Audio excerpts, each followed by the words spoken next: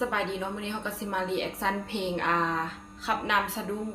ของวงดนตรีติ๊งน้องน้อยจะเป็นวงดนตรีล่วงพระบางเนาะทุกคนเพลงนี้ก็จะเป็นเพลงอีกเพลงหนึงที่ค่อยมักเนาะทุกคนเห็นหน้าจังซี่ก็มักอยู่ได้เนาะเพลงแนวแบบอ่าแนวแบบระนาดอีหยังหั่นนะทุกคนบัดนี้เฮาก็สิมาฟังกันเลยเนาะทุกคน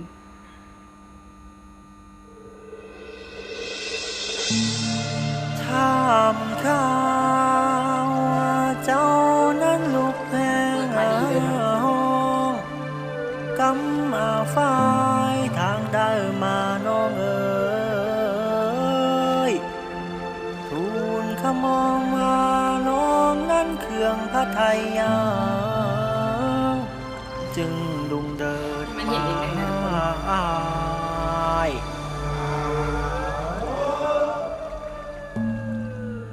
นาเอ๋ยมันนี่สูนัก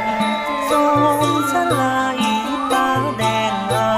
ำนาเอ๋ยมันนี่สูนักสมสลาย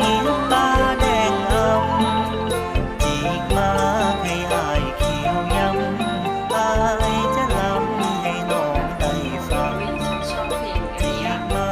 ให้อายเขียวยำอายจะลำให้น้องฟังเด้อ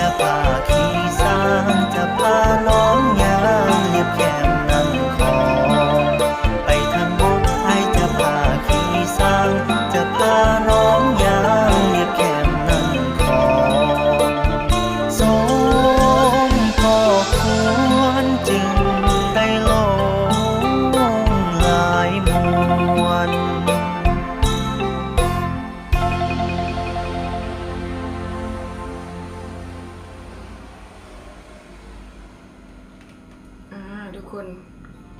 ก็จบกันไปแล้วนะคะสำหรับใครที่อยากฟังเต็มๆหรือว่าแบบไป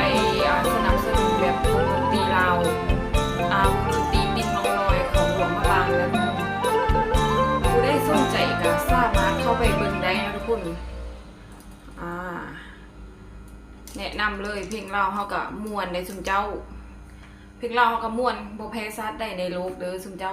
แบบผู้ใดมักอีหยังแบบก็สามารถเข้าไปเบิ่งแบบสร้างยอดวิวให้ประเทศลาวเฮาได้ทุกคนส่งเสริมเพลงลาวเนาะทุกคนก็คือเพลงม่วนแห้ง